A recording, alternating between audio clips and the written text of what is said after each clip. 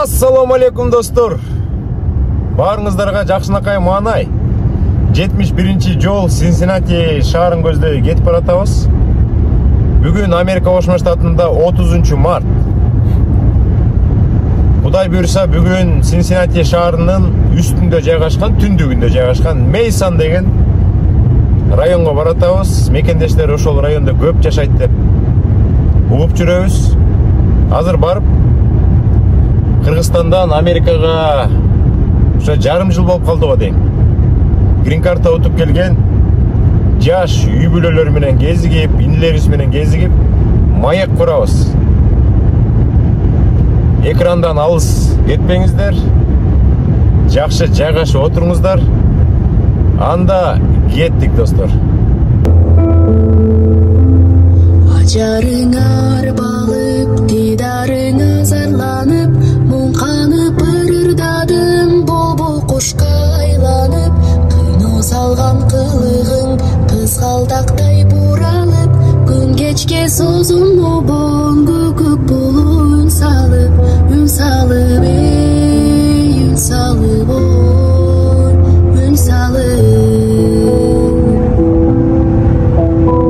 Айыбы жок жаралган ажайып көркөмүңө, ашыгып бір арнаймын асыл кечим өзүңө. Өчпөс болуп жанасың, өртсымал жүрөгүмдө, өзүң гана болсуң дейм, өмүрлөшүм өмүрдө, өмүрдө, өмүрдө, өмүрдө.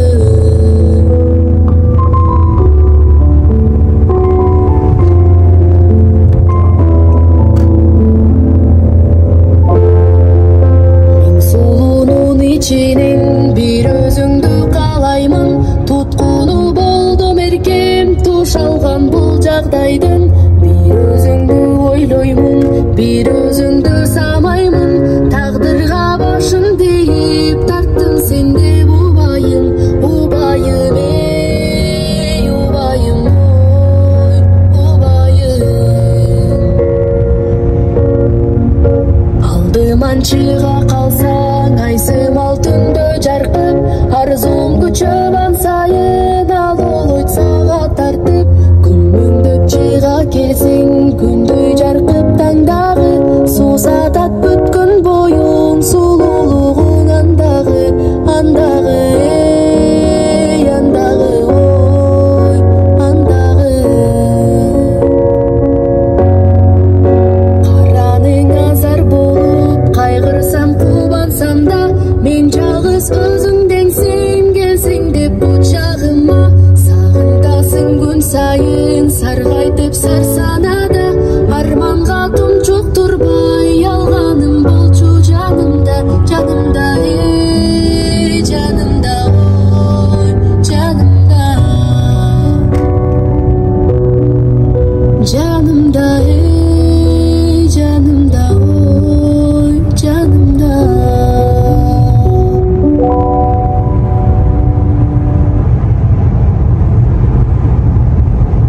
Assalamu alaikum.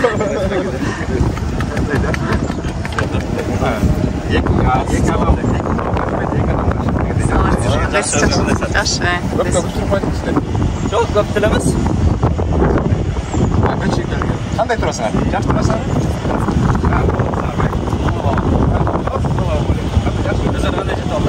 Жақсы, аман. Наконец-то көрдік мі? Көп жақсы жұмыс істеп, келгенде жолығам деп, агая келгенде бар жолығып қайттап сізіп айтысың. О, да еме. Жақында эле айтпадық беле. Атайын Синсинатиге барабыз, инилерибиз келген. Кыргызстандан деп. Уже жарым жыл болуп калды? Жарым жыл болуп. Жарым жыл болуп калды. Мына бизге биз видео тартабыз дегенбиз, мына жаңы келип атабыз. Абдан кооз жер экен да, карабайсыңарбы? Таптаза, өзүнчө парк экен да бул жагы. Мыяктан балык кармаса болот экен. Азыр мына балык кармагандабыз. Жаңы кезигип, баягы сагынычтарды жаңы таратып аткан мезгилде. Азыр шашпай дагы сүйлөшөбүз да, чынбы микрофон тагып алып.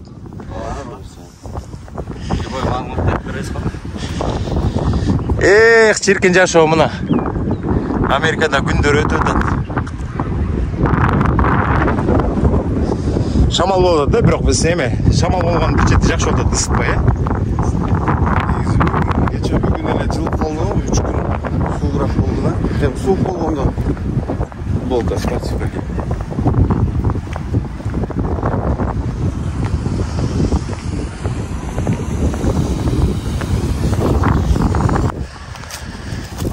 Могул жерде атайын шашлык жасаган жери бар турбайбы? Барбекю деп коебу? Деди. Атайын бир күн выходной алып келип. Абдан чоң эме бар экен да, мыякта. Не деп коет муну? Навес деп коебу? Чоң навес бар экен, карагылачы. Не деген чоң экен? Тапчан деп коебуз. Тапчан деп коесуңар, э? Балыкты жакшы көрөт окшойсуңар кармаганды. Мен жакшы көрбөйм, Ерлан жакшы көрөт. Ар дайым келесиңерби? Ооба. Жылганда эле келебиз. Көбүнчө балам бармайт. Бияктын балыктар жеңил эле түшөт. Кыргызстанда да эмес, Кыргызстанда аккан суу. Жеңил түшөрөт балыктар деген. Американский балыктар жеңил түшөт экен. Мейсан деген райондун паркы бар экен, абдан кооз. Территориясы абдан чоң экен. Бул неме да, жайкы парк. Бул маңдайында Кинг Сайланд бар, билесизби? Эмне экен аяк? Кинг Сайланд, аквапарк. Аквапарк барбы? Эң чоң, э? Эң чоң. Каяктагы эң чоң? Агая штаты боюнча. Диснейден кийин эле бияк турат болуш керек. Чоң аквапарк бар экен, э? Абдан чоң. Көбүнчө балдарга да кот, балдар эле көбүнчө чоңдор эле жүрөт. Көбүнчө деген азыр деген көптөгөн мекендештер Синсинатиге келели дейт да. Кээ бирөөнүн тааныштары бар, кээ бирөөнүн тааныштары жок, анан билбейт да. Кайсы районго келиш керек, Синсинатиде эле угуп калышат шаардычы. Ошонун кайсы райондорунда көп да кыргыздар. Мейсан? Шаран эмеде. Шаран бир, Мейсан. Lowland деген жер бар го. Аякта да кыргыздар көп, э? Кыргыздар көп эле бет, абдан. Биринчи орунда бар. Өзбектер болуш керек эң көп. Мыякта кыргыздардын кафелери да жок экен, э? Өзбек туугандардын бир 2 кафеси, 3 кафеси бар болуш керек мыякта. 3 кафеси, 3-4 магазин. Кызы Нурматка жолуктуңуз ошо, Нурмат.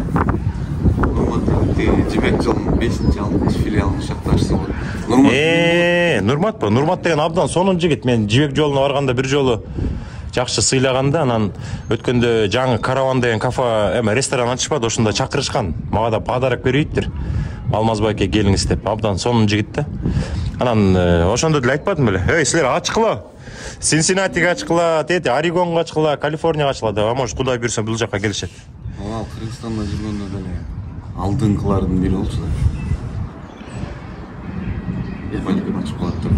Бияка келип калса сонун болуп калат. Жигиттин гүлдөрү акырындан камерага көнүп келатат. Акырындан көнүп келишет. Сүрдөбөй, уялбай. Жана башында келгенде Эдил денебиз аябай сүрдөп кетти окшойт. Толкундануу сезими болуп кетти окшойт, э? Балким. Келе, кармай берели пока. Кармай берели. Өзүңүз кандай турасыз? Жакшы. Эмне маалымат берели мекендештер? Баарын эле билет болуш керек ала. Жок. Эмнеге? Азыр беребиз маалымат. Кана ыргытып көрчү бир жолу көрөлү. Кайсы жерден ыргытып? Иә. Жайлоого отуруп койду. Же мыякка келбейсиңби? Жайлоого отуралы. Достор, мыякта шамал жок экен. Азыр коурашып отурабыз. Менде микрофон бар. Эгер микрофонду кошуп койсок деле болмок, бирок мыякта шамал жок болгондуктан жакшы эле угулат болуш керек. Мына кетти. Мыякка ар дайым келет экенсиңер. Канча минутта бир балык түшөт? Жокму, кыш бүткөндөн кийин азыр 3-чү жолу келип атабыз. Жок, негизи мыякка келип билесиңер да. Тиги турбай болотпу? Ошол жерден кармачыбыз. Ошондо 2 минутта эле кармалар кичинекей балык. 2 минут сайын бир балык, 2 минут сайын бир балык. Кичинекей балыктар мындай. Балдарга эрмектен көп эле сонун жерде. Тигил жерде эме бар экен, балдар ойночу сонун площадка бар экен. Азыр кичинекей балдар ошол жакта ойноп атат. Ананыраак ошол жакты барып дагы көрсөтөбүз. Америкада жаз келди. Мына көрүп атасыздар, жигиттер футболкачан жүрөт. Күн жылып калды. Жигиттер давай анда балык кармагычы кайсы жерге бир жерге отургула дагы. Кобураша алайм акырындан. Ооба, айтып берели. Inde турганда сен бар. Кел, мындай ылдыйраак отуралыбы?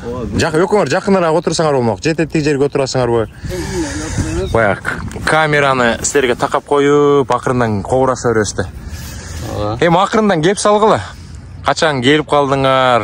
Америка боюнча оюңар, эмне кыйынчылык болду? Ато кээ бир мекендештерден сурасаң, кичине кое тургулачы, 1 жыл, 2 жыл, 3 жыл кое тургулачы, бутубузга туруп алалы. Бутуна тургандан кийин эмне кереги бар, чынбы? Эң негизгиси башында келген кыйынчылыкты айтып бериш керек да мекендештергечи. Менден биринчи 1 ай Эдил келген. Мен июлда келдим да, июлда келип. Анан башында кыйын болот негизи, ачык эле айтыш керек, жеңил болот. Мигрант болуп келесиң башка мамлекетке. Миграция өзү негизи эле кыйын го, даже ички миграция. Нарындан көлгө, көлдөн ошко көчүп барсаң деле кыйыныраак да. Анан ошол нерсе менен баягы көнүп, адаптациялык, анан акклиматизация түн менен күн алмашканда дагы бир топ тоскоолдук болот. Анан кийин эң башкысы эле ошо документ маселеси. Мисалы, social деп коет экен, биздики менен ННН болуп калабы.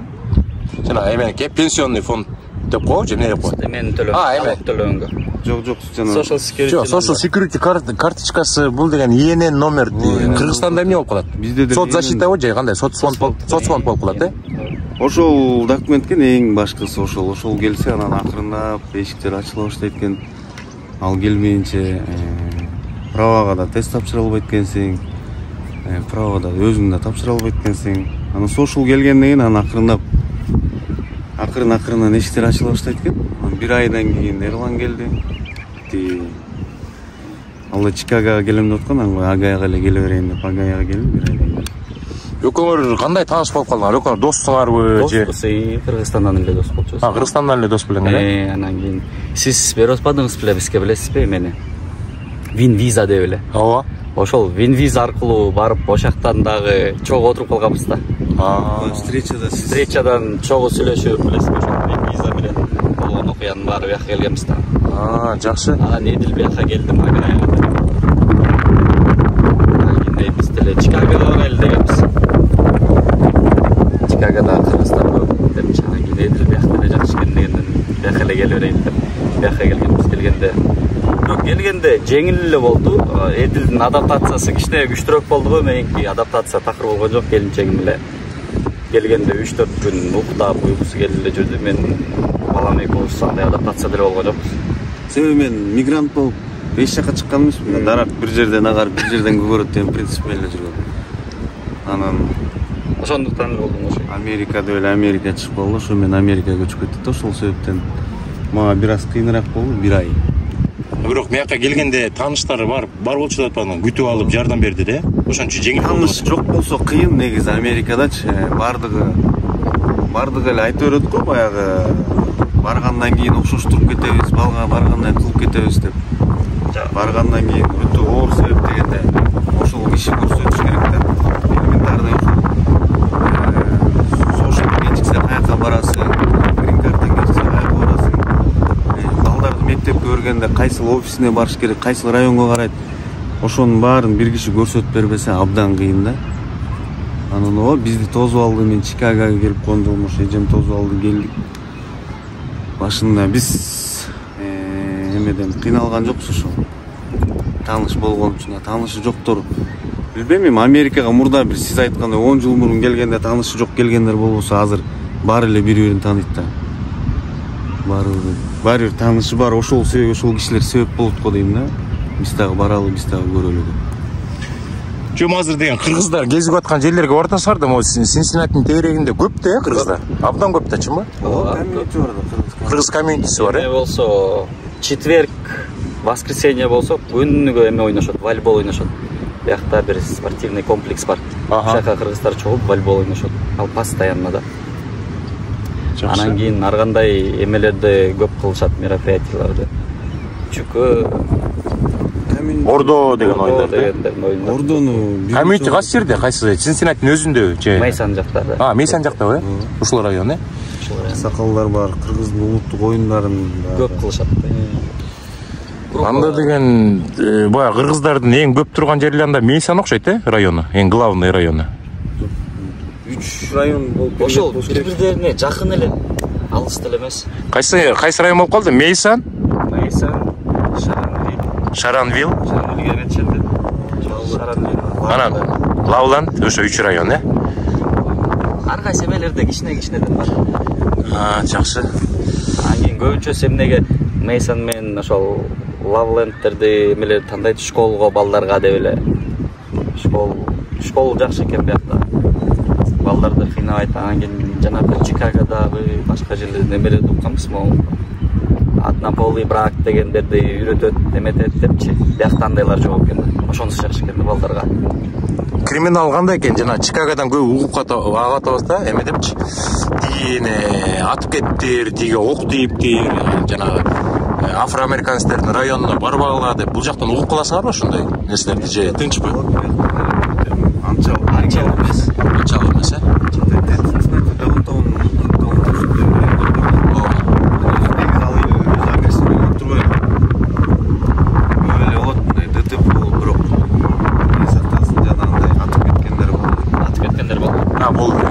Кыргыздардын Чикагодо бир 5-6 жигиттер ок жеди деп айтылып жүрбөйбү? Жок. Достор, азыр деген билбейм, шамал болуп атат, жакшы угулуп атабы, угулбай эле азыр деген биз бир сыйра текшерип көрөлү. Эгер такыр эле угулуп айтсаң да микрофон тагалы, эгер жакшы болсо ушул боюнча улантып беребиз. Ой, мына балык түштү, балык түштү. Мына кармайлы да койсо. Поплавоң жокко же барбы? Ичине кирип кетти, карабайсыңбы?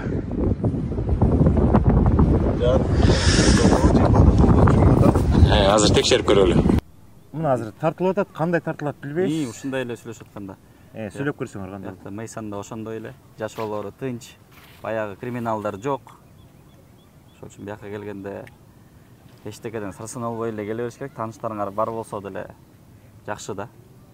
Эми сен сүйлөп көр кандай болот экен? 1-2-3 4-5-6 4-5-6.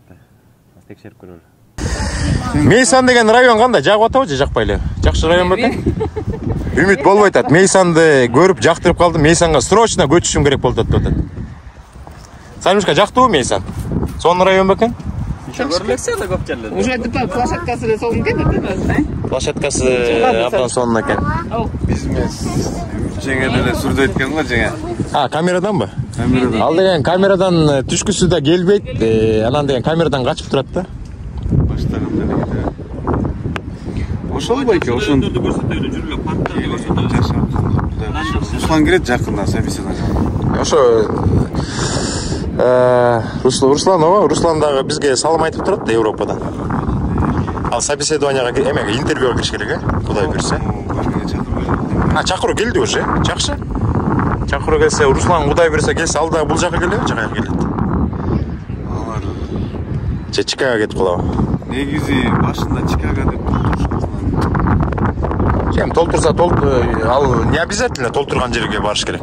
Каалаган жагыңа кете бересиң да, чынбы? андайлар болуп атат. Мен бир үй бүлө келген Чикаго деп толтуруп, бияктан тозолуп, бияктан эме кылдык да. Ал келип эле убакыт коротпой эле тайка чыгам деп биз дагы эмелерди этаптарды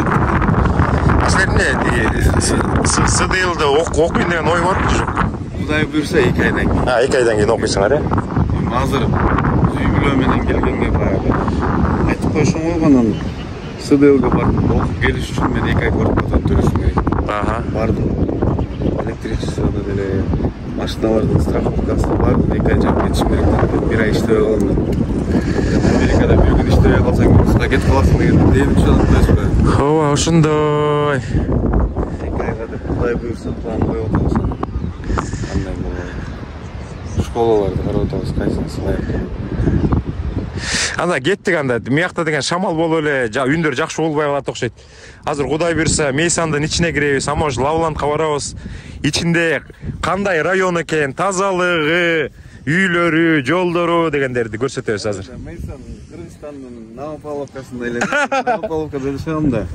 Бизде көчөлөрдөн бери асфальт да. Ошондой, айлык машина көмүр турат, көчөлөрдөн.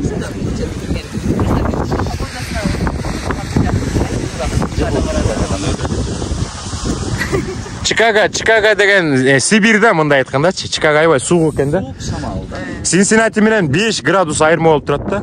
Например, деген азыр Чикагода 0 градус болсо, эмеде бул жакта плюс 5 да.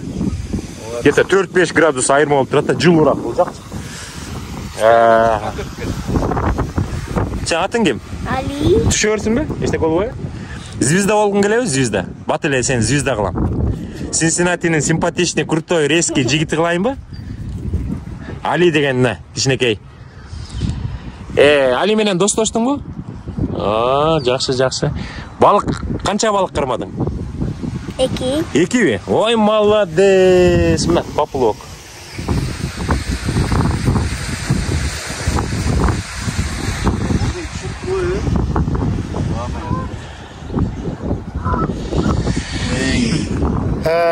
Өзү баштады. Главный оператор алды эмени, камераны. Өзүңүз эмне жаңыл? Эмне турасыздар? Жакыныраак келип тартпасаң угубай калат. Жакка келгенде кандай болот мындай? Дем сиз Колумбуста көп жылдан бери сиз анысында мындай кыргыздар дагы жок да. Булар бөлө түштүрүлөр бар. Кыргыздар болгон жер жакшыраакпы? Жок, кыргыздар баары бир болгон жер жакшыраак болуп атпайбы. Биз азыр деген Колумбуста жашап атабыз, уже канча жыл болду? 4,5-5 жыл болуп калды. Бир да кошунабыз жок. Ар кандай майрамдар болот, иш-чаралар болот, киришип, чыгышып туруш керек. Анча-мынча бирибизге жардам бериш керек болуп калат кээ бирдечи. Ошондой да мекендештер болгон жакшы да. Биз дагы көчөлү деген оюбуз бар, бирок Чикагога кетсекпи, же Синсинатиге кетсекпи деп ойлонуп атканбыз да. Мен алыс деле кетким, мындай желание жок да, алыс кеткенгечи. Же Флорида, Калифорнияга, Нью-Йоркко кеткенге желание жок. Ушул Огайо штат мага аябай жагат. Аябай таза штат, элдери да жакшы. Билбейм, мага жагат. Анан эмнеге Колумбуска келишпейт дейм да, таң калам да. 71-дин жолунун жээги. Сонун райондорго барбадыкпы, өткөндө эмне деген райондорго бардык? Жол паркына чоңмоску. Эмне деген районго бардык эле? Атын атам Гров Сити беле? Гров Ситиби же бир районго бардык. Демеле, таптаза идеальный аябай сонун район экен. Дублин деген район бар. Колумбус шаарында. Колумбуста такыр эле жок экен. Такыр жок, мен бир кыргыз көрүп электим да. Вообще бир кыргыз көрүп электим. Орустардын магазинине барып калабыз, продукт алып калабыз. Аяктан кыргыз көрбөйсүң. Колумбус шаарын канча жолу кыдырдык. Бир кыргыз көрбөйсүң. Өзбек турганда Өзбектер кичине бар, анан орустар кичине бар да. Кичине анча-мынча да. Жакында болот экен, жакында. Биякта болсо эме болуп атпайбы? Любой учрежденияга барсаң, скажем, даже биз баламды больницага эмет көрсөткөнү барсак, бизге орусча переводчик берет да сразу эле. Орусча эметип, баарын эметип беришет да. Страховойлорду сразу кылып беришет, тоже эле орустар жардам берет. Школдон родительский собрание болгондо бизге переводчик беришет. Ошол жагы жеңилирээк экен да биякта. Колумбуста андайлар жок болчу экен. Биз Колумбуска көчөлү анда. Мен деген жана биздин район жакшы эле район, жаныбызда эмненин баары жок да. Кааласаң каалаган банктардын түрлөрү бар, супермаркеттин түрлөрү бар, мектептер бар. Ушул эмне кааласаң баардыгы бар да. Парковка кенен. Анан постоянно чакырам келбей коюшту да, бир дагы мекендеш. Мен менен кошуна болгондон коркушат окшойт да. Келмеден баары бир жаңы келгенде кыргыздар биз негизи өзү мындай улуу калкпыз го кыргыздар. Кыргыздар болгондо ушинтип бизге жеңилирээк да. Баардык нерсе баары бир. Эми булар менчелик англисче сүйлөшө албайт экен да. Мен левелим күчтүү да. Жок, мен баягы биз англисче үйрөтөбүз деп кичине аракет кылып атканда Едил кирип аракети күчтүү болчу да, ошондо жакшы эме таанышканбыз да. Анан башында келгенде өзү айтчу да. Англис тилин такыр жок болчу, анан өтө жактан кичине аракет кылып алып, сону сүйлөп койгон. Ичине бар, бирок баары бир такабатсың да. Ошондо сөзсүз кыргыздарга чыгасың. Баары бир эме байланышыбыз бар, себеп дегенде ар бир адам өзүнүн баягы жылдызы келишкен адам менен сүйлөшөт да. Анан ар бир үй бүлөдө ар бир эмес улуу күчүү дөбөй жардамга келет да. Бул жерде эми ал нерсе сөзсүз керек. Кенеде бир кагазды бүтүп, бир кагазды тактап айтпасаң, иш жүзүндө башка, сөз айтып атканда башка, анан эң акырында чечим башка да. Ошон үчүн бизге кыргыздар менен жашаганга жеңил да бөтө. Жакшы. Конокко келебиз. Жок, эме. Азыр деген кечинде ооз ачмай силердин оозуңарды эмечиш керек да баягы. Мыякта деген кыргыздардын кафелери жок, билебиз. Өзбек туугандардын кафелери бар. Акырында немеге жакындай берелби? Канча болду? Жай убакыт бөлөбүз. Райондорду кыдырып келик. Жок, ошо райондорду кыдырып, кандай райондор бар көрүп дегендей. Көрсөтүп келесиз? Көрсөтүп, көрсөт. Салимушка. Сен атың ким? Амина. Амина? Америка кандай? Жагып атабы же жакпай элеби? Ооба, аябай жакты. Жактыбы? Мектеп көрүп атасыңбы? Ооба. Канчанчы класс? 5-чи. Башында келгенде аңгызчы сүйлөчү эмес да, Башында сүйлөчү эмес белең аңгызчы? Азыр сүйлөйсүңбү канча мынча? Азыр бир аз сүйлөйм. Сүйлөп калдың, Мектепте эметпей эле, мындай басынтып, сасынтып, сен кыргызсың, тигиндей деген жокпу? Жок. Жокпу? Ооба. Подружкаларды таап атасыңбы? Ооба, тапкам. Жакшы, канчанчы класста эмди? 5. 5-чи класс. Планшетти үйгө берип атабы же бербей эле? Ноутбук берет. Ноутбукту берип атабы, үйгө чейин алып кеткенге? Ооба. Жакшы. Мияктан китеп колдонбойсуңар, Только ноутбук колдоносуңар, Жакшы. Эң негизгиси жакшы болду да.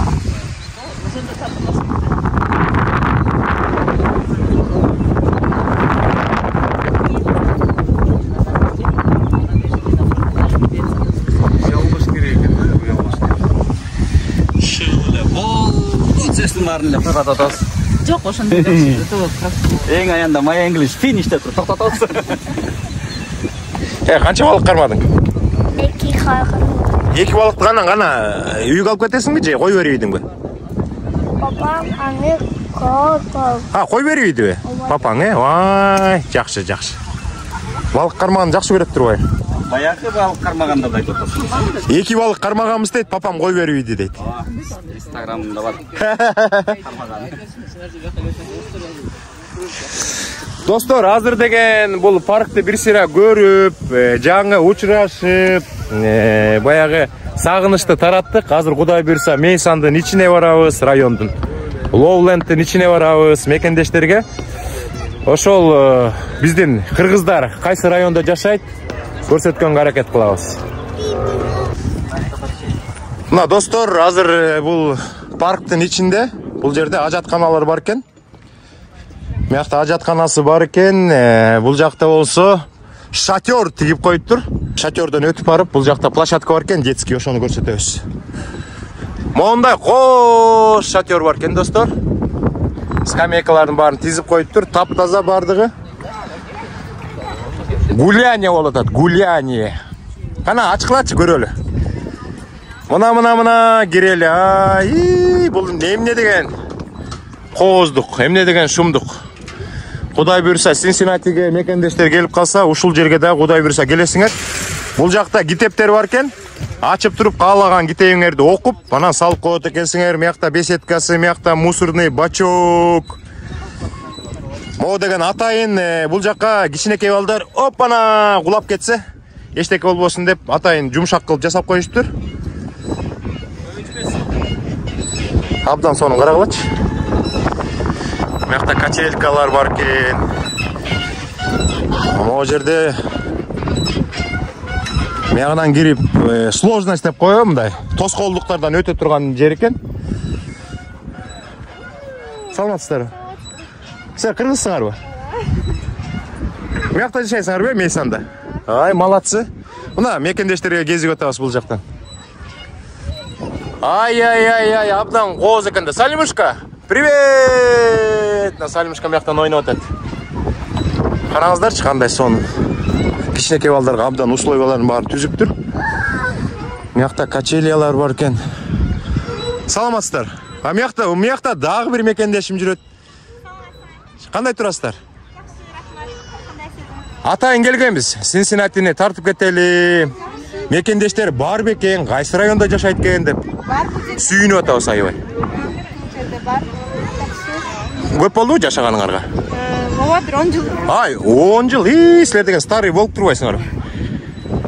Жакшы. Абдан сонун район экен, парк. Жакшы жер, ооба, Мейсан деген район. Кыргыздар көп бар Мейсан районунда. Кайча жерден келдиңиз? Мен деле ушул Агаяда жашайм эмеден. Колумбус. 1,5 сааттык жол. Анан бул жака көзсөкпү же Чикагого көзсөкпү деп Чикагого барсак тоңуп атабыз калчылдапчы. Жакшы. Жолдошуңар тракт иштейт. Ооба. Kaptın mı? He? İyilik kalayız, he? Rahmat. Aha. Hey, qanday jashibu? Мына көрдүңүздөрбү? Мекендештер бул жакта дагы көп экен. Тияктан бир карындашыма кезиктим. Мияктан дагы бир карындашыма кезигип калдым. Баягы балдарды жакшылап караш керек да Америкадачы. Мындай тосма менен тозуп коюптур да. Балдар эки жакка чуркап кетпесин деп. Абдан сонун кылып тозуп коюптур. Мына миякта мама деп дагы чуркап келатат кичинекей карындаштарыбыз.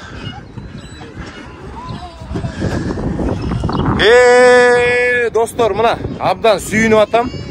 Көптөн бери каалап жүргөнбүз. Синсинатинин тегерегиндеги райондорго келип,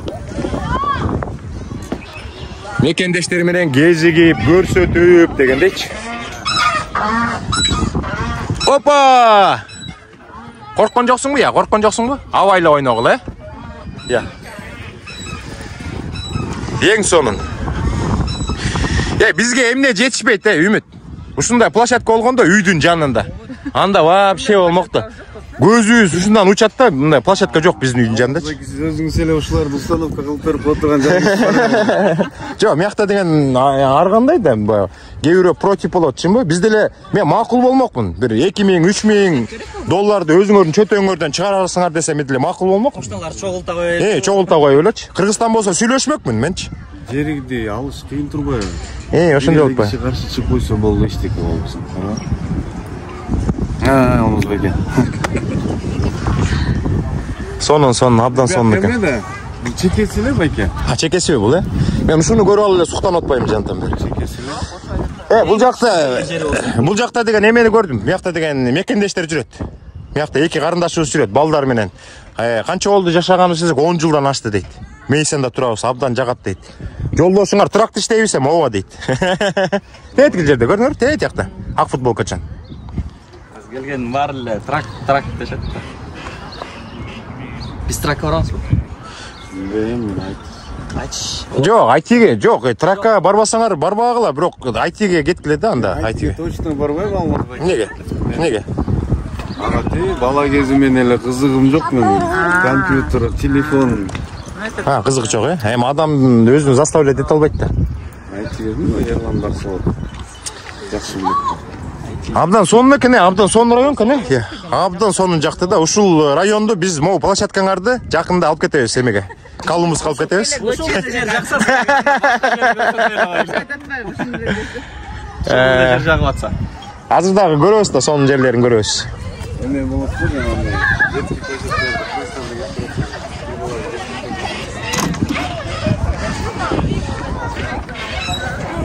Жыргап атасыңар, ойноп атасыңар, жыргап. Гана. Катуу эметпегиле, катуу эметсеңер жыгылып кетирбегиле. Опа! Мына жыргап атышат. Абайлагыла,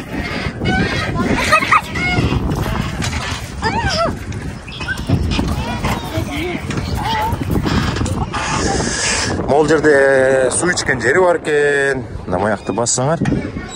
Бирок суусу чыкпайт го дейт. Суу бар экен, көрдүңөрбү? Могул жерин бассаңар, суу чыгат экен.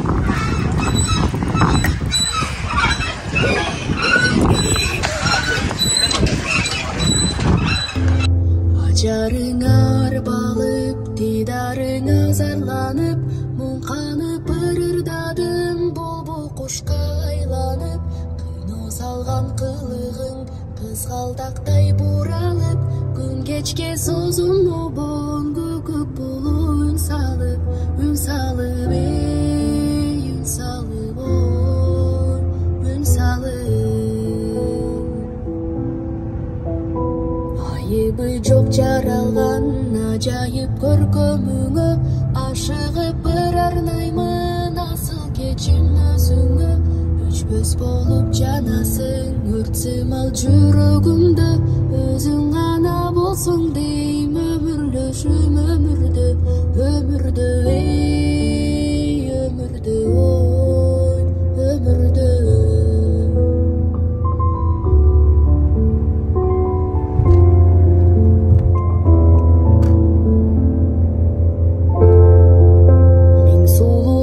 İçinin bir özüngdü kalayman, tutkunu boldum erkem, tuş algan bul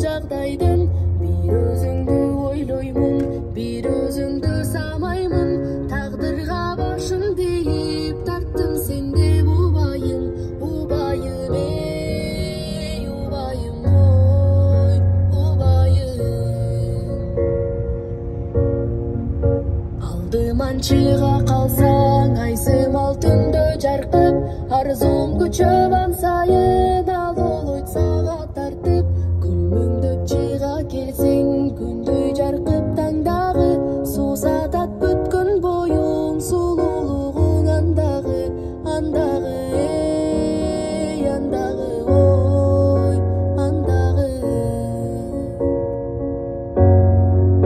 Караның азар болуп кайгырсам кубансам да, мен жалгыз өзүңдеңсиң келсең деп бучагыма, сагындасың күн сайын саргайтып сарсанада, арманга тумчук турбай алганым болчу жанымда, жанымда жанымда ой жанымда,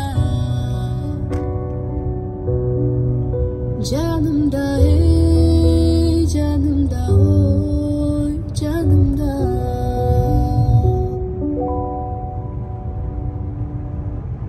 Так, биз деген азыр бул парктан убакыттын баарын өткөрдүк. Азыр деген Мейсандын центрине барат экенбиз. Муякта деген Кыргыз Республикасы деп мекендештер ушундай кылат. Азыр мен кызык нерсе көрсөтөм. Крутой жигиттер артынан эмне кылып жазып алат билесиңерби? Токмок 7 деп турат да. Токмок 7 деп өзүң жазып койдуң, жубайыңдыкы Токмок 8. Көрдүңөрбү? Токмок 7, Токмок 8.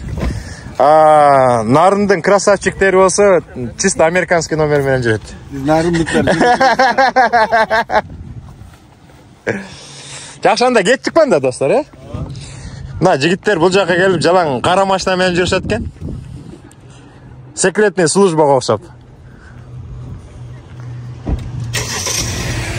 Дагы сонун бирдеме көрсөтөм сиздерге. Мына. Карагылачы. Кичинекей тапочка экен. Оймо чийме менен. Ичинде дагы оймо чийме турат, көрдүңөрбү? Бози.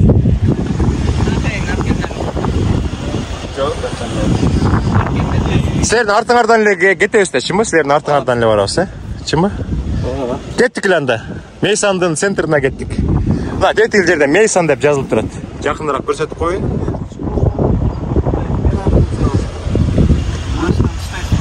Каяка? Эмнеге? Я. Эмне кылалы анда? Мен жактан эле топ. Достор, машинаны мияка калтырдык. Азыр бир эле 2 машина менен чыкпай болдук. Мага да жакшы болду, тартканга удобный болду. Ой, кечирип коюңуздар. Кандай жакшыбы иштер? Баарыбыз баттык. Азыр Мейсан, Мейсан деген райондун центрине барабыз. Абдан сонун эме экен, парк экен. Абдан сонун, мага жакты. Муякта жашаган адамдар бул жака келишет экен да, мекендештер да көп келет экен.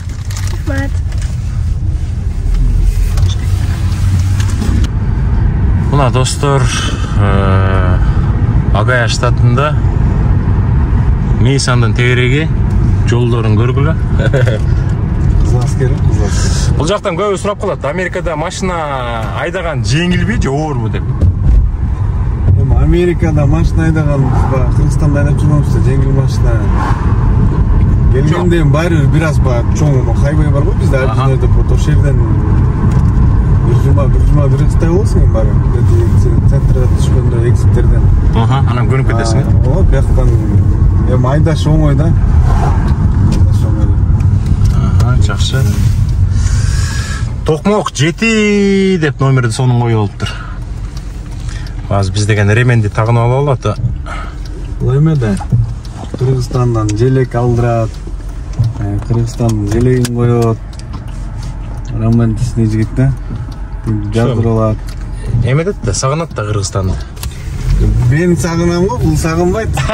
Мен сагынам, бул сагынбайт. Башында келгенде эле айткан, жок, мен болду калдым деп. Муякта местный болуп калдым деппи? Бул ушу Медисан, Медисан району. Мейсан мен жашаган оң жак капталы да. Оң жак капталы. Сиз жана 25-экзиттен чыгып келбедиңизби? Ооба. Ошондо заправкадан кыйгач өттүңүз го, ошол мен жашаган апарткан. Мына как раз могул жерде турбай 71, анан 75ке кошуласыңар деп чоң хайвейге. Мына мекендештер кандай районда жашайт экенин көрүп алыңыздар. Кудай буйрса бул жака Синсинатиге келип калсаңыздар, Синсинатинин өзүндө эмес, Синсинатинин тегерегинде үйлөрдө жашайт экенсиңер. Бул жакта сонун үйлөр бар экен, жер үйлөр. Оң катталына тилмен айтканда начальник школа. Начальник школа бар ушул жерде, ушул жерде.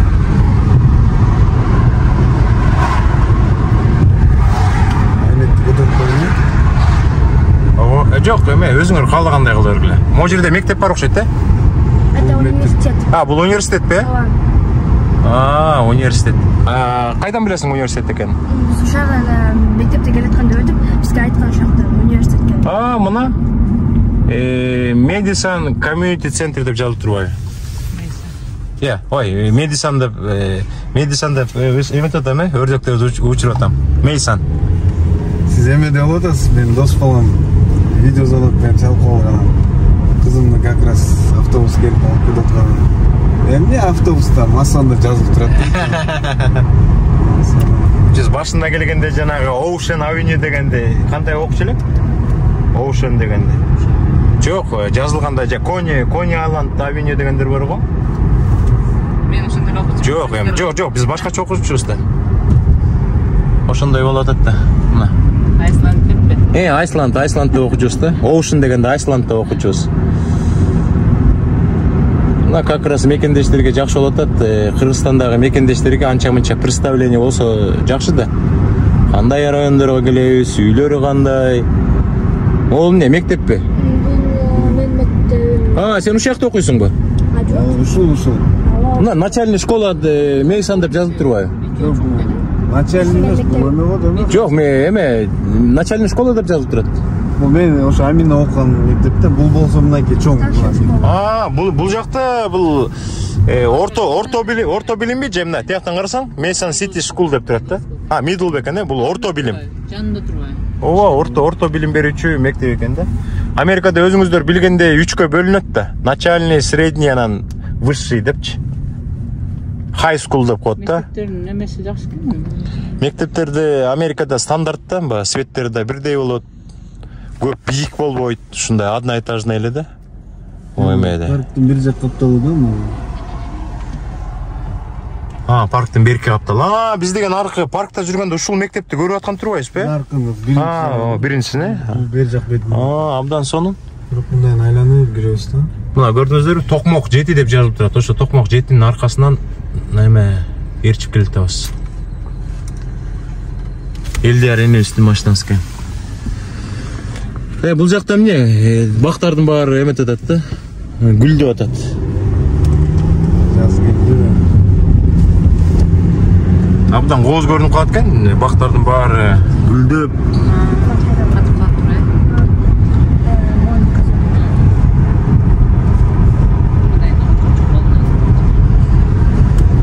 Достор, мына көңүлдүн баары жакшы, Кудай буйрса. Азыр анча-мынча кыдырабыз. Центрина барабыз, Мейсон деген райондун. Анан Кудай буйрса Ооз Ачарга жакын өзбек туугандардын кафелери бар да мыякта. Ошол жака барып Ооз ачабыз деген сыяктуу.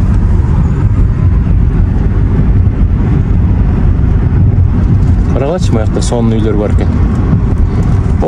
Салимашка карачы, фонтан. Фонтанды жакшы көрөсүң да. Сонун үйлөр бар экен, мыякта. Карачы тетиги. Келатканда паркка берки ортосунан аралап жүрөбүз жакшы. Могу жерде дагы бир мектеппи же бирдеме бар экен могу жерде дагы? Ушунун үстүндө дагы бар.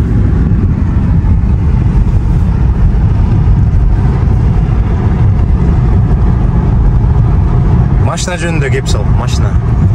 Машинасы жок оокат бүтпөйт. Америкага келгенде Американы силер элестеткенде эмес да, ожидание реальность так башка. Чындыгында ошондой да.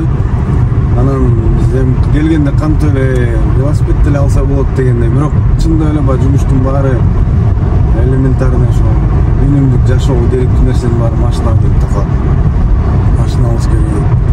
Америкага келатканда көбүрөөк кененирээк акча алып келиш керек. Анан эми анын калганын акырындап я башында айтып кеткендей эшиктер акырын ачылып баштайт. Бирөөлөр менен таанышасыздар, алар өздөрүнүн айткан, өздөрүнүн басып өткөн жолдорун көрсөтөт. Анан башында өзүңөргө машина алсаңар, Ерлан айтты, токмок жетти. Келинчегиники токмок 8 да, ошондой. Ал жумушка чыгып баштаса, алдагы машина керек. Көп эле түз эфирлерде айтып атпайбызбы? Америкага келген киши көп тепкичтерден басып өтүш керек. Ал тепкичтерди басып өтмөйүнчө экинчи тепкичке өтө албайсыңар деген сыяктуу. Бир тепкичти басып өтмөйүнчө экинчи тепкичке өтө албайсыңар деп. Например, келгенде ар бир адам кыла турган жумуш бар да. Банктан карточка аштырыш керек, чынбы? Дебит карточка аштырасың, кредит карточка аштырасың, жумушка киресиң, машина аласың, оформлять этесиң, иншуранс төлөйсүң дегенде, Право аласың, тестке даярданасың, анан англисче кайра вождение тапшырасың. Анын баары эле. Бизде Кыргызстанда кандай тапшырдың, сүрөткө түштүң, алдың. Булар ошол нерсени дагы мындай жумуш кылып, 2 жума, 2 айга чейин почта аркылуу, бүт иштин баары почтага байланган экен. Ошол нерсени үйрөнүп анан эң башкысы сабырдуулук. Мен мисалы өзүм ошондой адаммын, мен шашмамын да. Бүтпөгөн нерсени башкача бүтүргөнгө аракет кылам. Эртерээк бүтсө, ар бир нерсенин өзүнүн жолдору бар го. Биякта бүтөсүң болду, бүтүшүң керек. Ошол нерсеге ойлоносуң. Абдан жакшы. Мен дагы шашмамын. Бир жумушту бүтүрмөйүнчө кыжалат боло берем да. Батыраак бүтүрүш керек. Мындай темирди ысыгында чап деп, тарс пат-пат бүтүрүп салыш керек да.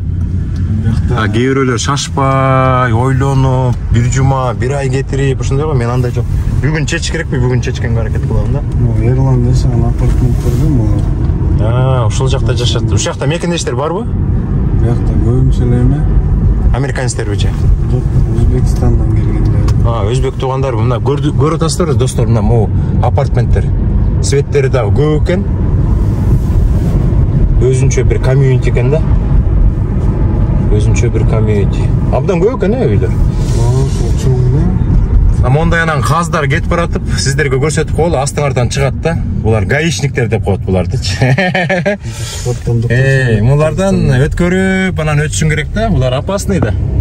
Бул лайфтайм центр отдыха. Центр отдыха? Баня барасыз го дейш. Моякта деген центр отдыха бар экен. Моякта деген трак менен келишиптир да бирөөлөр. Трак менен келишиптир бул жака. Мына достор, Мейсандын үйлөрү. Ушуларда дагы эми кыргыз мекендештер бар да, чынбы арасында, кантип болбосун. Ушул апартменттердин ичинде анан өзбек туугандар да бар турбайбы буякта, орустар, көрдүңүздөрбү? Буякта абдан аябай чоң эме экен, комьюнити экен да? Чоң, анан кымбат да. Кымбатпы? Буякта бир двухбедрумный апартменттер канча турушу мүмкүн? Ерландан сураш керек, Ерлан жашайт да ушул апартментте. Ушундай жерлерде, анан сурайбыз, Эмес маалымат берип коюп, Алмаз байке, сиз айтсаңыз, ушинтпеди эле дебесин. Туура эмес берип койду барды. Булар бирок эмелерде закрытый. Мына буякта дагы эмелер бар экен, апартменттер бар экен. Көрүп атасыздарбы? Бир чети, мына биринчи жолу ушинтип келип атабыз да. Мурда келип көргөн эмеспиз да. Азыр мына силер көрсөтүп атпайсыңар, караңарчы, буякта дагы башкача светтеги апартменттер. Буякта деген Америкада ушундай жакшы көрөт да. Бир комьюнити бирдей светте болуш керек деп.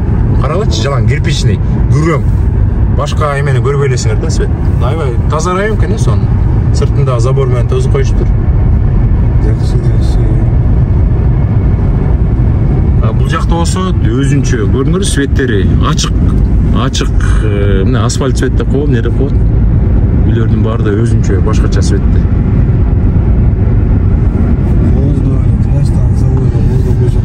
Ой, мыякта деген Америкада бүт үйдүн баары эле кордонный үйлөр да. Кордонный үйлөр просто кооздоп коет да. Сыртын ар кандай кылып. Биз Америкадагыдай кылып стройка жүргүзсөк, именно ошол сферада. Бирок биздин кыркы эмебиз аба ырайы да башка да. Бирок булардай кылып салса, мисалы эл жанагантип квартирага очередке туруп, анан квартира алыш керек деп чет жакка чыгып мектебе эле салышмак мындай сенүүч панелдерди. Бизде бир нерсе бар да, баягы элимне дейт, уят, кой, намыс менен. Мону карасаңыз, могу үйдө. Карагылачы. Соң отканда көрсөң бүт эле ОСБдан эле курап туруп.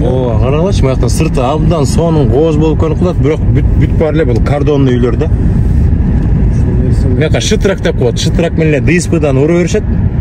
Анын аягында сыртын кооздоп койсо эле сонун үй көрүнүп калат да.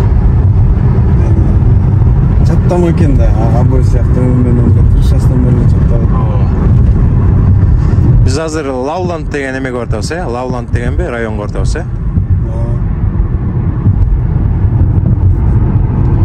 Элдияр инибиз жашаган комьюнитиге кирип келатабыз.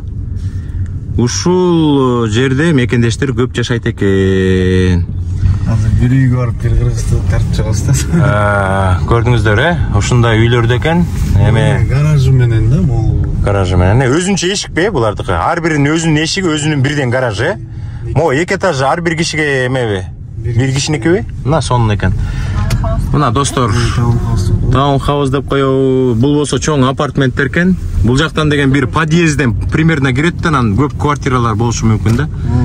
Азыр деген токтойбуз. Бул жактан токтоп, Кудай буйрса, үйлөрдүн сыртын, а может, подъездине чейин кирип көрсөткөнгө аракет кылабыз. Эрлан инибиз. Мына могу Kia деген машинасынын арт жагына Токмок 7 деп жазып албады эле. А может, ушул жерден Жубайынын машинасынын Токмок 8ди көрүп калышыбыз мүмкүн. Сол жагында, сол жагында. Жакшы. Ушул апартмент офиси да. Бул апартмент офис аябай чоң экен. Жана айтып болду эле, банкет өткөрсө болот. Жакшы. Буларда ушундай бар экен да. Жакшы. Бизде жок. Аму эмеде комьюнитиде жашагандар эгерде бир туулган күн же болсо бир конок тозом деп калсаңар, атайын зал бар экен да могул жердечи. Ошол залды сүйлөшүп, алып конок. Бул эмне чыгып кетип калды? Эмне токтогон жок? Эми бирөөнү чакырабыз. Бирөөнү чакырабызбы? Кана азыр деген мияктан да бирөөнү чакырат экенбиз. Мына көрдүңүздөрбү? Синсинатинин тегерегиндеги райондор, достор. Мына эмне деген үйлөрдү көрүп атасыңар? Ушул үйлөрдө көп мекендештер жашайт экен. Эрлан инибиз ошол жакта жашайт экен. Абдан чоң эме экен, комьюнитиге карачы. Жанатан бери кетип бартабыз, же түгөнбөйт, аягы көрүнбөйт. 8623 үй дейт го. Birimiz var. Вот папа. Жоқ. Азыр маяктан чыга алды. Түшө берсек болот да, Ушул жерден түшүп азыр бысымылда деп туруп акырын көрсөтөлү. Ар бир үйдүн бирден гаражы бар экен. Анан бул 2 этаж үйлөр экен. Достор. Мына ушундай комьюнити экен. Бул жакта ар бир адамдардын эшиги өз алдынча экен. Бул жактан киришет, 2 этаж бир кишиники, анан бул жагында бир капталында гараж бар экен. Абдан сонун. Бuyakta da inibиз бар экен, бирок камерадан качабы, качпайбы билбейбиз. Гөлдөн болобу? Анда гөлдүк инилерин вообще эме уялбаш керек да. Ассаламу алейкум. Кандай жакшыбысыздар? Жакшы. Гөлдүн аягынан болосуң? Жалгыз өрүк. Жалгыз өрүк. Кайсы район? Жетөгүзбү? Саламатсызбы? Жетөгүздүн жигиттерин билип атасыздар. Өтө симпатичный, крутой, резкий болот. Жакшы. Сен бул үйдө турасыңбы? Ооба. Могу машина меникимен номерин карабайсызбы? Номериңди азыр көрсөк болобу? Жок, мияктан азыр көрсөтүп атпайсың мына. Кыргыз Республикасы. Эчтеке эмеспи, мына. Мына 1 2 3 4 5 деп туруп азыр номерди көрсөтөбүз. Lexus дейт. KGZ дейт. KGZ 9. Эмнеге 9? Гөлдүн региону 9-та. Гөлдүн региону 9-бу? Мына Гөлдүн региону. Силер деген ушундай номер алсаңар болот. Сыртындагы эме кылып коюп тур, жакшы баягы эметпесин деп. Кыргызстан 9-9-нчу регион. Гөлдүн болуп кеткен. Башкарма алып кетти. Мына достор. Атыңар ким болот? Кутман, Өзүң менен экенсиң, Жетөгүздөн экенсиң. Таанышканыма, кезиккениме кубанычтуу болуп атам. Канча болду мияка жашап атканыңа? 1 жылдан ашты. 1 жылдан ашты. Эмне, грин карта мененби? Ооба, грин карта менен. Эми грин карта менен келгендердики башка жол менен келгендерге караганда жеңилирээк болот да, чынбы? Үй бүлө менен келгенсиң да? Жок, мен өзүм эле. Жаңызбы? Анан бул жакта кандай турасың? Бияқта таныштар менен. Таныштар менен чогуу турасыңар, э? Кыргыздар. Канча киши? 5 өз. 5 өз. Эми жакшы, эми 3 комна, 3 трехбедрумный апартмент, 2 этаж, гаражы менен. Мына мекендештер. Бул райондо мекендештер көп эле жашайбы? Бияқта көп. Көп жашайт, э? Элдер инибиз каякта жашайт? Сен ушул жакта жашайсыңбы? Нарыраак жагында. Нарыраак жагында, э? Ушуга окшош үйбү же башкачабы? Ушундай эле үйбү? Мына момундай үйлөр. Апартмент. Бул апартменттер, э? Булар таунхаустар. Булар таунхаус, тигилер апартмент, э? Мына достор, мен деген көптөн бери көрсөтө албай жүргөн нерсе ушул болчу да. Накта ошо Синсинати шаарынын четине келип, Мейсон, Лоуленд, анан дагы бир 3-чү район эмне эле? Кыргыздар көп жашаган. Шаранвилл. Шаранвилл, Винчестер деген райондорго келип, сиздерге накта көрсөтүш керек болчу да. Эң нагызы, маңызы. Аз дагы бир райондорду көрсөтөбүз. Дагы райондорду көрсөтөбүз. Эми көңүл кандай? Америка иш болуп атабы? Жакшы. Жакшыбы? Качан үйлөнөсүң? Ошол суроону Мына сен эме сөз алып алалы. Качан үйлөнөсүң? Кыз жок. Кыз жок болот. Мен жакында Чикагого барып, Любовь с первого взгляда деген программа ачкантам. Жалаң бойдок, симпатичный, крутой жигиттерди, анан бойдок кыздарды чогултуп, ошол жактан бири-бирин тандайсыңар, суроо бересиңер, жактырасыңар дегендей. Келесиңби? Келебиз. Кел энди 5-ти. Сөз алып алдык, сөз алып алдык. Ошо келин бала тап бериш керек. Жерге барайт, аякта деле. Аякта жатып кыргыздар басып жүрүп машина уже. Достор, эме жана эмени өткөрүбөйлү, оз ачканда, өткөрүбөйлү. Жүрүшү жеме жакып. Бир Алмаз байкени силер бирөөңөр салгыла. Мындай маектешип мен жеңеммен. Мекен эме кылбайсыңарбы тиги? Саат канча болуп калды саат азыр? Саат 6 болду, 2 саат бар, 2 саат убактыбыз бар. 8-дерде мияктан оз ачыш керек. Мен жигиттерди апарып, озлорун ачып, баягы эме бат алышым керек да. Бияк отуруп алсаңыз бекем. Мияк отуралыбы, э? Достор, азыр деген башка дагы бекендештер жашаган эме көрөбүз. Азыр кандай чыгабыз? Мындай чыгабызбы? Жок, биякты көздөй чыгабызбы? Азыр мен деген маяктан көрсөтүп коеюнчу, тетиги эме апартменттердин жанына барып, э? Достор, азыр мен сиздерге бул деген таунхаус деп коет экен. Азыр мен сиздерге эме апартменттерди көрсөткөнгө аракет кылайын. Ушундай апартменттерде дагы мекендештер көп жашайт экен.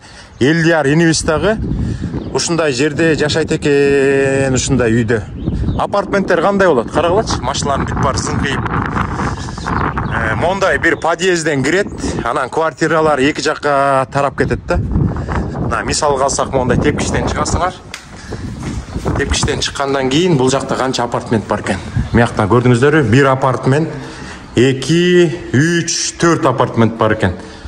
Эми апартмент деген квартирада мына 1 этажда 4 үй, 3-чү этажда дагы 4 квартира, ылдый жакта дагы квартира болушу мүмкүн. Достор, мына бул жакта 1-чи этажда дагы 1 квартира, 2 квартира, 3 квартира, 4 квартира. Эми якта 5-чи квартира жүрөт. Же бул кладовка. Ар бир үйдөн почта келе турган жай экен. Mercedes, BMW, Lexus, Honda, Toyota дейт. Достор, анда кетели анда. Абдан сонун болуп атат. Мына сөз бергем, Синсинатиге келем, мекендештерге кезигем деген. Инилериме кезип атам. Абдан сонун. Мына бул жактан азыр Lexus менен кетебиз, Кудай берсе. Булар кайда кетти? Мен отурайм, Жакшы, жакшы. Дейт, бул канчанчы жылкы машина? Бул 2010. 2010, Жакшы, жакшы. Көргөзөлдү экен. Илой жакты. Биз деген атайын келгенбиз да. Көптөгөн мекендештер. Иә. Американецтердин үйүн көргөзөлү. Чөм, американецтердин үйлөрү деле көп деле кызык болбой калат да, бизге деген. Жана көп мекендештер айтып атпайбы, биз деген Синсинатиге келели деп ойлогонбуз, грин карт туттук, тигиндей жол, мындай жол менен келе атабыз. Анан кандай болуп калат? Кандай райондор, кандай үйдө жашайбыз деп атышпайбы? Бул жерде абдан кооз жер бар экен, Фонтан. А тилер эмне кандай? Биз чогуу барабызбы же биз өзүнчө? Артта келип атат. Эки машина. Ээрчип жүрө беребизби же отдельно кетебизби? Ээрчип. Анда өзүң жөнүндө кеп сала бер да. Америка боюнча ой айтып, эмне кыйынчылык, эмнени кылыш керек, эмнени кылбаш керек дегендей. Мага 1 жылдан ашты келгениме. Аха. Жакшы иштеп атабыз, оокат кылып атабыз. Америка жакшы иштеш керек.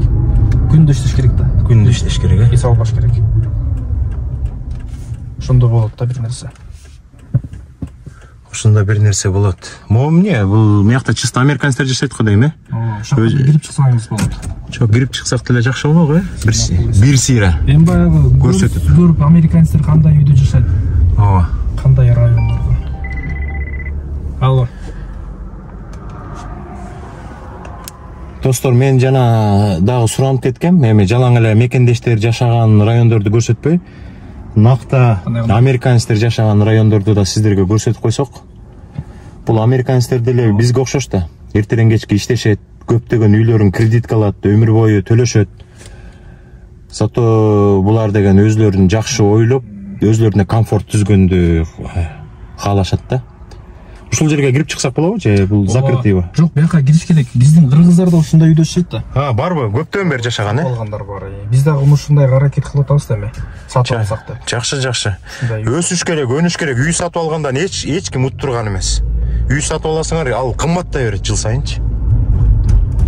Например, азыр 5,5 миллионго алган адамдар бар да үйдө. Алар деген бир күнү үйдү сатып Кыргызстанга может кетем десе, ал үй миллион болуп калышы мүмкүн. Ушундай эле үйдө биздин да кыргыздар жашайт. Ушундай үйдө кыргыздар жашайт. Азыр достор көрсөтөбүз. Мына ушундай үйлөрдө дагы биздин мекендештер, кыргыздар жашашат экен. Карагылачы, эмне деген кооз жерлер, эмне деген үйлөр. Мына ушундай үйлөрдө. Бул өзүнчө бир комьюнити экен да, комьюнити деп коет. Азыр мондайдан кирсек, Сиз айланып чыгалык. Биз айланып чыгалына достор. Жакшылап карап алыңыздар. Могу үйлөрдүн баалары билбейм, абдан чоң үй экен. Бул миллионго бара турган үйлөр го дейм, Жандан да кымбат. Ушул район кымбат. 800 миллион 200 үйлөр булар. Мына караңыздарчы достор. Миллиондук үйлөрдү көргөнгө келеби? Мыякта жалаң миллиондук үйлөр, 800 миллион, 1 миллион 200 миң, 1,5 миллиондук үйлөр. Могу үйлөрүң точно 1,5 миллион да. Жуш жерден бирок болбойт го дейм, токтогонго. Токтосо болот, бирок бул узун азыр. Тягынан дагы бир токтойлук анан ошол жерден. Ой, карагылачы мындай. Бирок деген могу үйлөрдүн бүт баары кредитке алынган үйлөр да. Мияка келип арасында чанда болушу мүмкүн. Бул үйлөрдүн деген сатып алган толук баасын төлөгөн. Атак могу үйлөрдүн бүт баарын алганда бир 30 жылга кредитке оформить этип алышат да.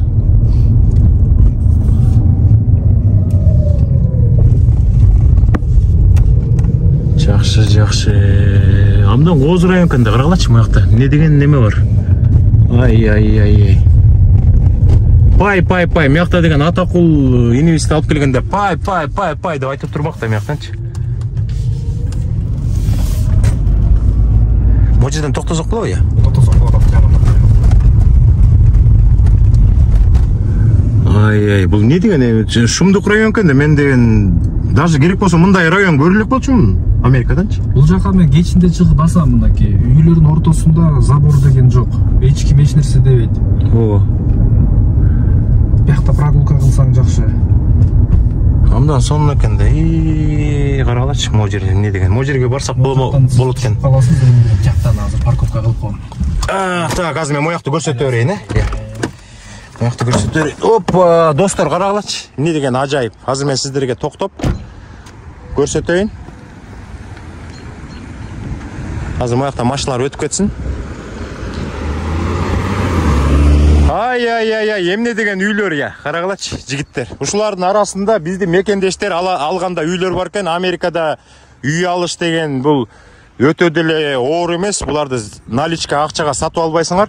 Көптөгөн адамдар бул үйлөрдү кредитке алышат да, 30 жылга алышат. Ана могул жерде бир кооз жер бар экен. Ушул жерде да сиздерге көрсөтөйүн. Ай. Мына караңыздар. Атайын суунун жээгине келатам. Мына сиздерге ушул жактан үйлөрдү көрсөтөйүн, жакыныраак кылып туруп караңыздарчы. Бул үйлөрдүн баалары өтө кымбат үйлөр. Миллиондон жогору болуш керек.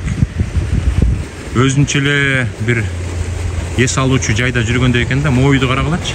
Не деген ажайып кооз үй экен.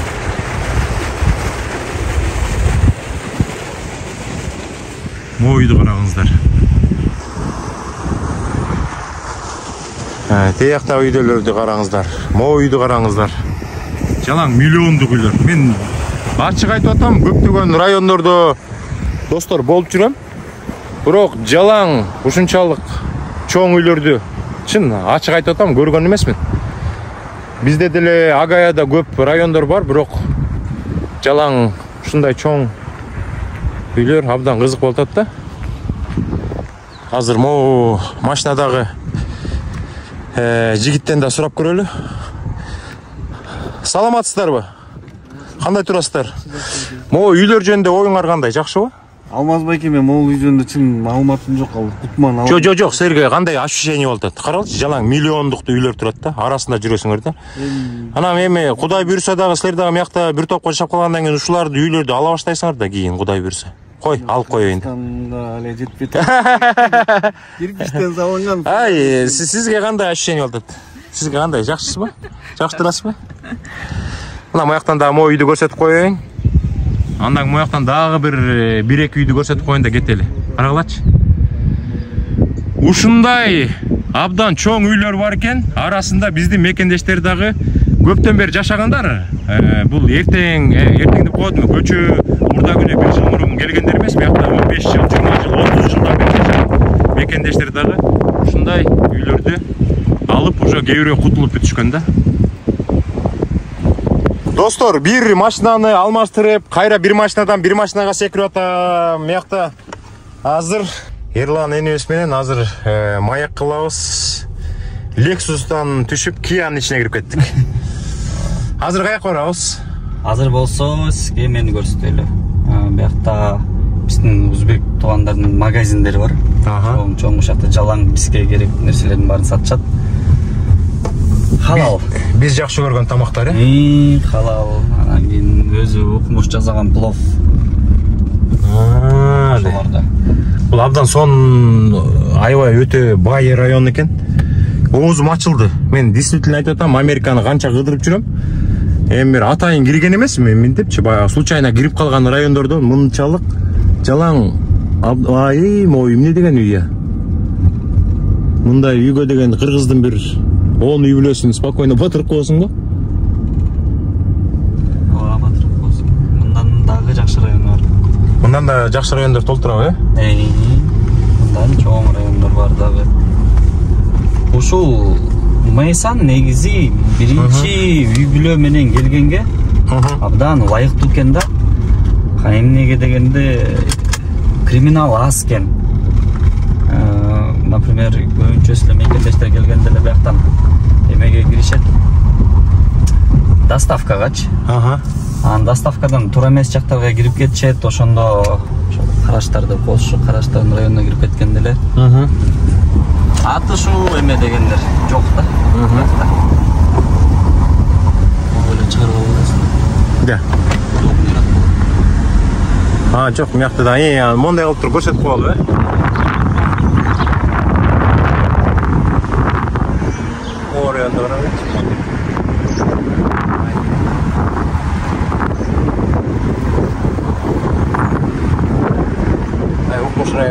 жактай ой.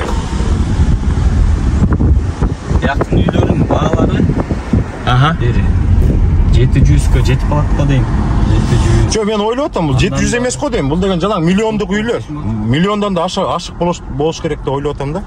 Могул район. Ушул райондукучу. Именно. Көбүнчө биздин мекендештер сатып алгандар ошол канча алдың деген сөзгө эметсең эле где-то 700-600 дейт да. Именно ушул районбу?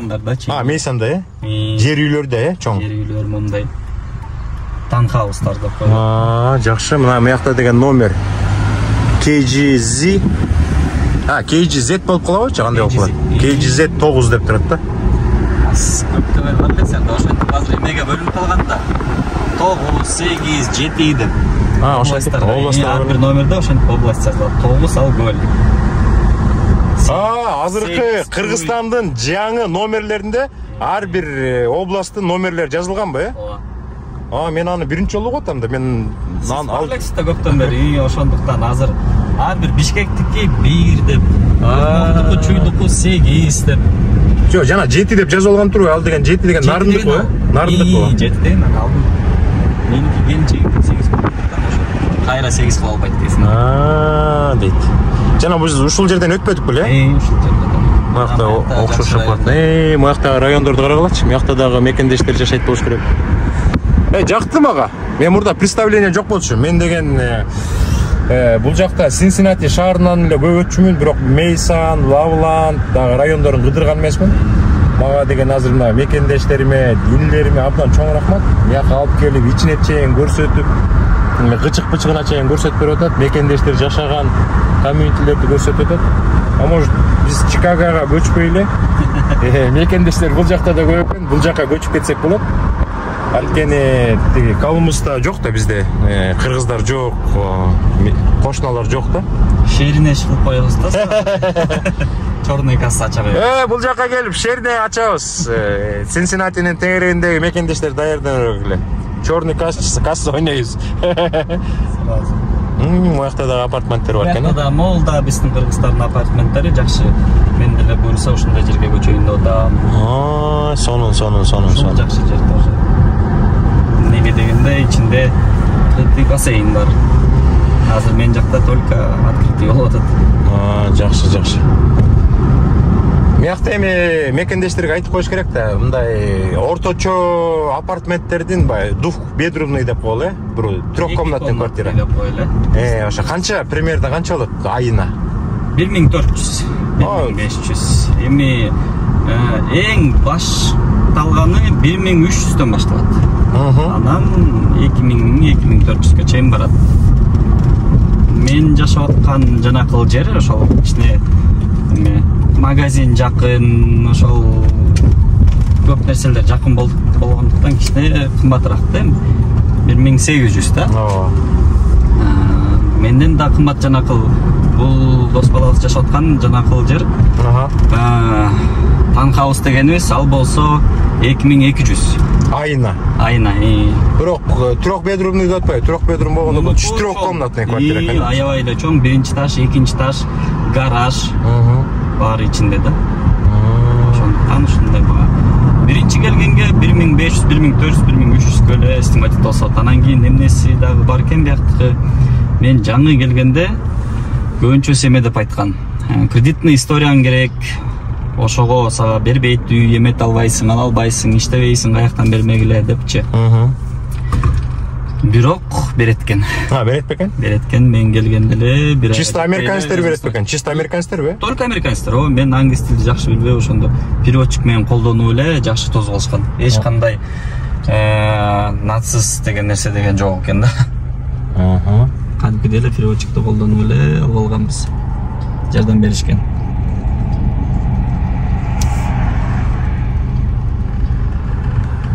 Жакшы достор, биз эмне үчүн бааларын тактап атабыз? Силер деген азыр деген Калифорнияга кээ бир мекендештер келип калып атпайбы? Калифорнияга келип атат да. Калифорния штатында эң кымбат штат да. Азыр муякта деген 1400, 1500 деп атпайсыңарбы? Бул трехкомнатный квартира, четырехкомнатный квартиралардын баалары муякта максимум 2200ге чыгып атат да, жана кымбат дегеничи. Калифорнияда болсо муякта 1400 деген квартираларды силер $4000 чыгасыңар. Мен таң калгам да, мен ар дайым айтып жүрөм, Сэм Экспресс компаниясындагы бир иним Калифорнияда жашайт, бирдей эле жумуш кылабыз, бирдей эле маяна табабыз. Мен Агаяда, Колумбуста $1400 төлөйм. Ошондой эле квартирага ал иним Сан-Францискодо жашап алып $4000 төлөйт. Айырмасы канча? Жумуш ошондой эле. Көп эле штатта жумуштары окшош эле экен да. Мен биз көптөр менен группадан сүйлөшөбүз да. Айлыктар ошондой эле, баарыныкы да. Экөөбүз бир жерде иштеп атпайбызбы? бир компанияда иштейбиз. Экөөбүз тең трак айдоочусубуз. Мен канча акча тапсам, ал деле ошо акча табат. Анан жашаган жерибиз мен $1400 төлөйм, ал $4000 төлөйт. Анан көчүп келбейсиң дейм да. Мага кошуна болуп, агаяга келчи айланайын десем, байке көнүп калганбыз дейт. Бир барган жерге көнүп барып келди, көбүнчөсү Чикагода мекендештер дагы көнүп калбадыбы? Келгенден эметишип. Бирок көбүнчөсү эле көчүп келип атат. Келип атабы бул жака? Келип атат бул жака. Менин тааныштарым деле көп келди. Келип кетпей калышты. Жакшы. Мякта деген одноэтажный Америка деп коет да. Мякка кээ бир мекендештер бул жака келгенде жакпай калат. Кээ бир мекендештерге айтет, асман тиреген, бийик имараттардын арасында жашагысы келет да. Андай мекендештерибиз да бар да. Жана даунтаунга барып, Чикаганын даунтаунда мен деген 56-чы, мен 48-чи этажда жашайм, мага ушундай жагат дегендер бар. А бирок үй бүлө менен бул жака келгенден кийин кичине экономить этип, эмне кыласыңар 56-чы этажда? Үй бүлө менен келгенден кийин иштеш керек, тынчыраак райондо жашаш керек, мектептери жакшы болуш керек. Жаныңарда эмне үчүн баягы кээ бир квартиралар кымбат болуп калат? Анткени Америкада ошол бааланат да. Жаныңарда бүт условия болсо, банктар болсо, кафелер болсо, мектептер жакын болсо, бала бакчалар жакын болсо, ошол бааланып, анан квартиранын баасы дагы кичине жогору болот да. А кээ бир райондор бар, жаныңарда эчтеке жок да. Ал деген бир магазинге, продуктуга барыш үчүн обязательно машина менен отуруп алып барыш керек да. Биздин ошол Мейсон жакта, могу райондорубуз жакта маршрутка автобус деген теги жүрбөйт. Теги жүрбөйт. Көбүнчөсү эле машина менен. Машинасы жок, окат болбойт деп коюш керек, Америкада.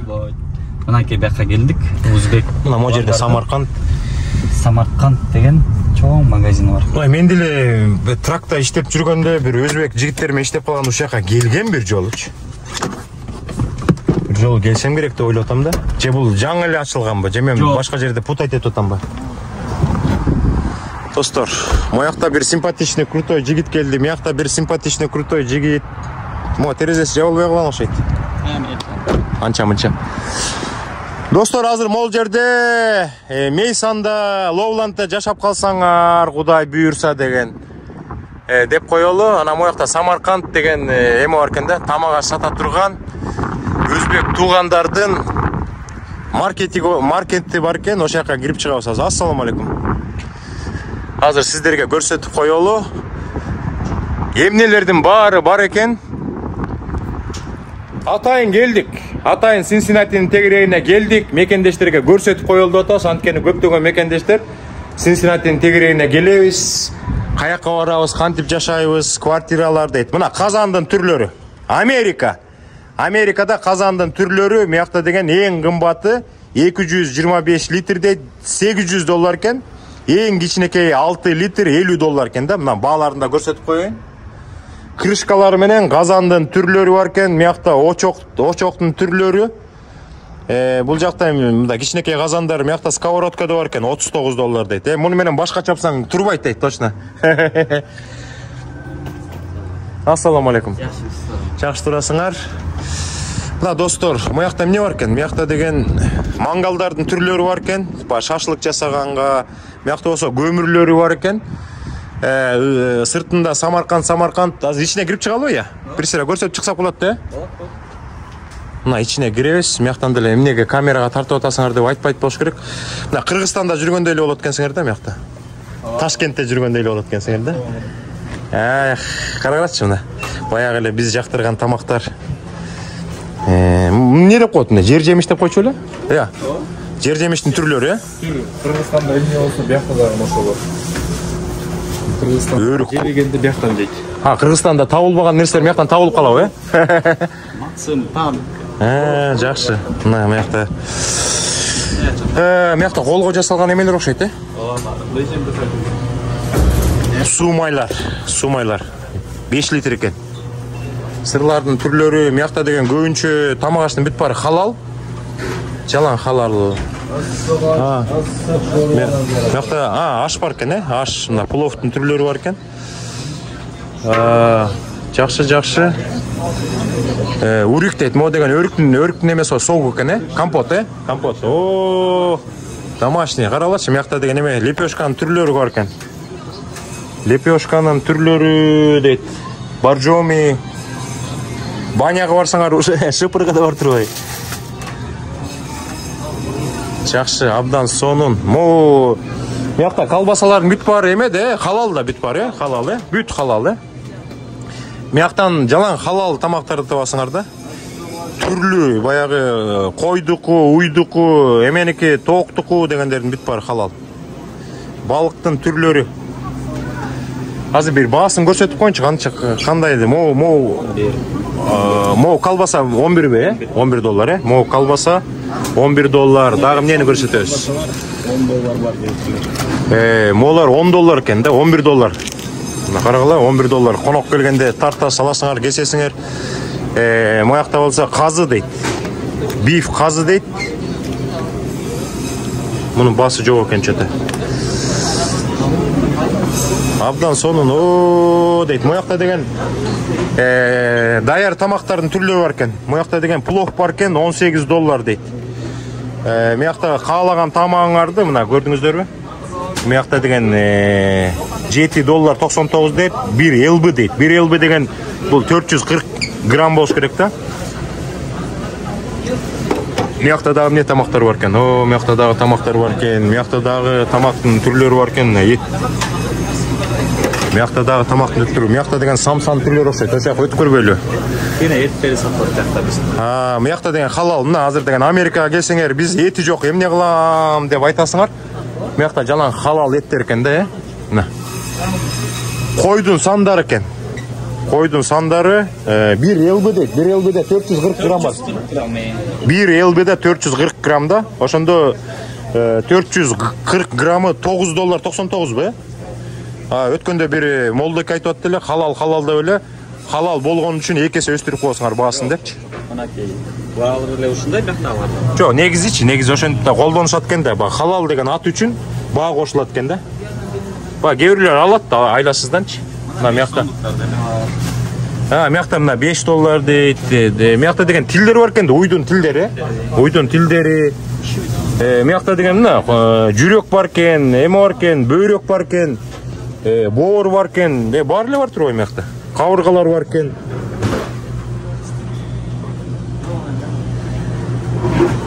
Жакшы, мыякта деген күрүштүн, Мадейин Казакстан дейт да, Казакстандын күрүшү бар экен да мыякта. Мадейин Казакстан деп турбайбы?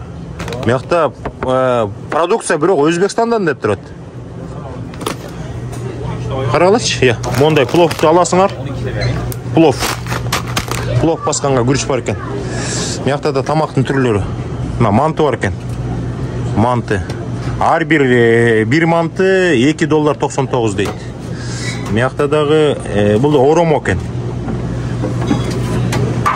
Дагы кандай тамактар бар экен көрөлү. Мыякта деген куурдак бар экен. Бул жакта дагы суюк тамак бар экен. Бул жакта шорпо бар экен, эт менен. Мына үстүндө баалар жазылып турат. Келесиңер. Мыякта өзүнүн идиштери бар. Мыяктан идиш аласыңар да, мыяктан куясыңар, кассага барып төлөп коюп кете бересиңер. Бойдок жигиттерге абдан сонунда. Жакшы, мыякта деген жалаң халал тооктун эттери бар экен, пельмендин түрлөрү бар экен. Пельмендин түрлөрү мыякта. Бул жакта деген суунун түрлөрү, Мыякта мына биз жакшы көргөн дүшес дейт. Лимонад дейт. Лаймони дейт. Мыякта тархун бар экен, $4.29. Дүшес бар экен, $3.99. Груша дейт. Жалаң эле биз мурда ичип жүргөн соктор экен да. Смак дейт, Иваныч дейт, томаттын соктору бар экен. Бизге керек нерсе. Бизге керектүү гана нерсе эмнелер бар экен гана? Эң главный холодильник ошол. Тан, шоро, максым дегендердин баары. Мына Бизге керек нерселер. Бизге керектүү нерселерди көрсөтөлү. Шоро, тан дейт. Дагы эмне бар? Кефирдин түрлөрү. Мыякта каймак-саймактын да түрлөрү болсо керек, Мыякта деген сүмөлөкпү? Достор, мына сүмөлөк деп турат, мына сүмөлөк. Сүмөлөк деп турат. Бул болсо твороктун түрлөрү экен. Мына мыякта да твороктун түрлөрү турат. Чиз дейт го. Жақсы, достар. Соны ма екен, иә? Боя, Қырғызстанда жүргенде елі болдасыңар ба? Анча-мынча. Народныйда жүргенде болдасыңар. Мияқта осы баяғы халалдықтың ішіндегі арғандай пирог, торт, ошондойлор бар екен. Сальмышка? Моны қарасаң, моны. Сальмышка? Мондай бар екен, достар. Мияқта ойыншығы менен екен. Мондай немелер бар екен. Сальмышка?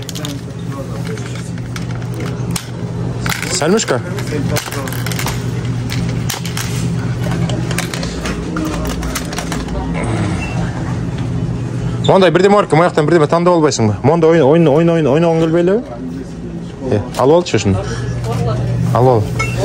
Мондай керек жоқ па? Маска керек жоқ па? Албайым дейді ештеке. Мына достар, бұл жақта нелер бар екен? Бұл жақта идиш аяқтар бар екен, де? Керекті идиш аяқтарды бұл жақтан алсаңар болады екен. Сервис, үйге тезіп қойосыңар, қонақ келгенде шығарып тамақ ашып берсеңер болады екен. Food market дейді, Самарканд.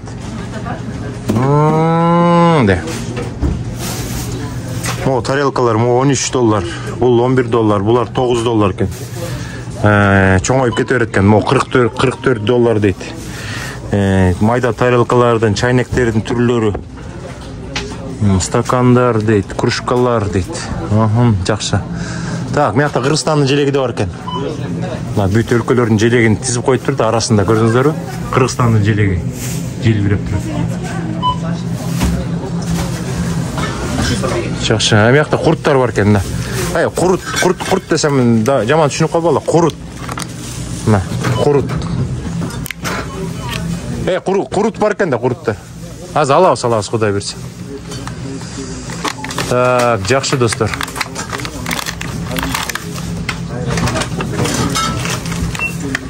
Onu kantı bilem. İlip koydum. Makaron, roşki. Мияқты көрсетіп өрсек сөз түгенбейді. Ең негізгісі бізге емне керек?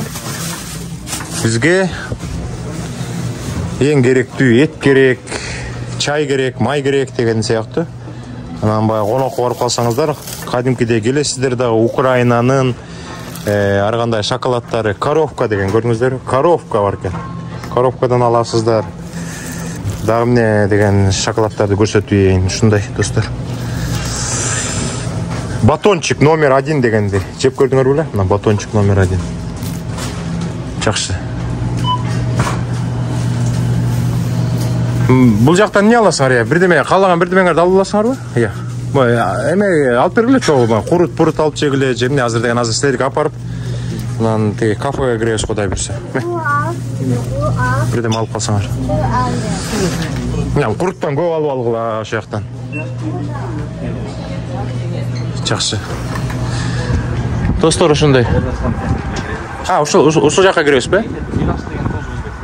Мираздагы өзбектердики, өзбек туугандардыкы. Азыр ичинде жүрсөт, азыр чыгышат. Бул жакта Мираж деген эме бар экен, ресторан бар экен, өзбек туугандар ачкан. Азыр ичине кирип көрөбүз. Мыякта мекендештер банкеттерди өткөрүп калганда, как раз ушул Мираж ресторанына келип, анан банкеттерди өткөрөбүз деп айтып жатат. Ичи да абдан чоң экен да көрсө. Ичи абдан чоң экен. Мыяктан деген чоң эле тойлорду өткөрсө болчу дейт турбайбы? Карабайсыңарбы? Ичи абдан чоң экен. Көп кишилер ооздорун ачат деп, анан бул жака эмелерин коюп коюптур да, мыяка.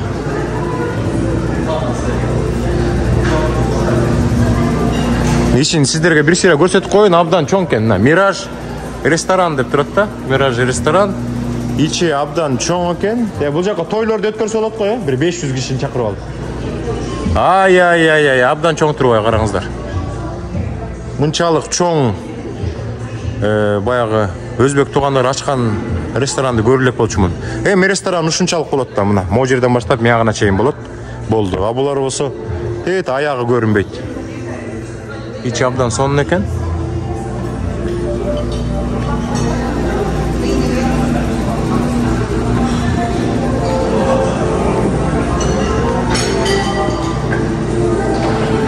как раз могул жерден Самарканд өзбек туугандардын эмеси көрүнүп турат экен. Супермаркети көрүнүп турат экен.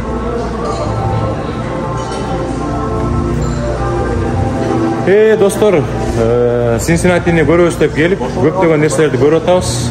Көптөгөн мекендештерге кезип атабыз. Жакшы, бул сапар жакшы байсалдуу болду да.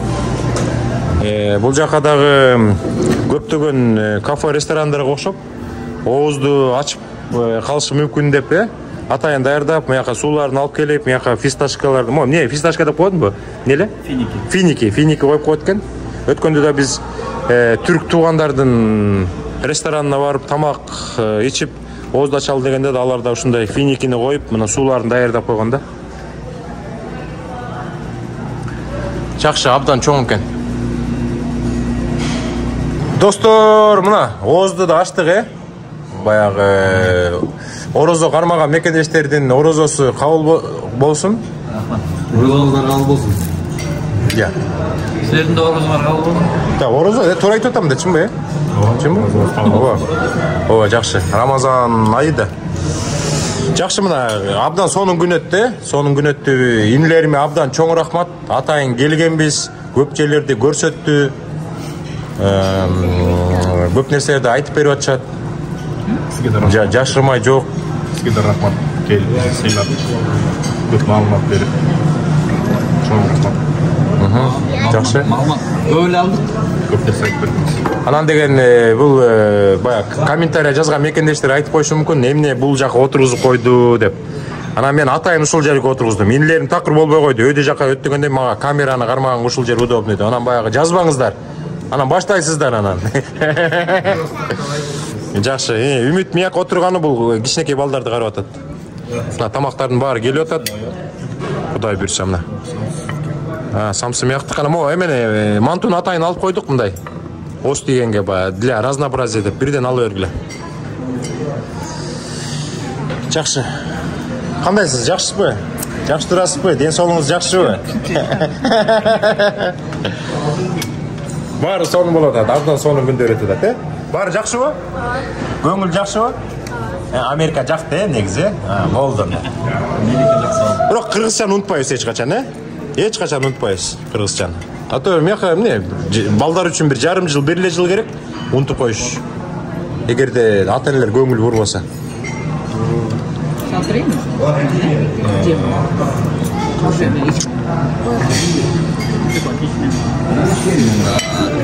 Келе тамак карагыла. Тамактан алгыла. Келе. Самсысы деген өтө миниатюрный экен да булчу. Муну үлүп деп туруп бир эле сугунуп койчудай экен да. Бир эки эсе чоңураак кылып койсо болмок да.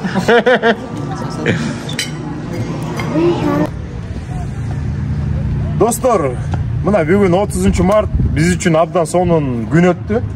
Эми бир күн десек, калпы чогуп калабыз, жарым күн өткөрдүк чогуу. Синсинати шаарынын тегерегинде уже билип калдым. Мен деген мурда деген эме жок болчу. Мындай представление деген жок болчу. Көрсө Синсинати шаарына жетпей, 71-жолдун жээгинде Мейсан, Лоула, дагы Шарадон дейсиң.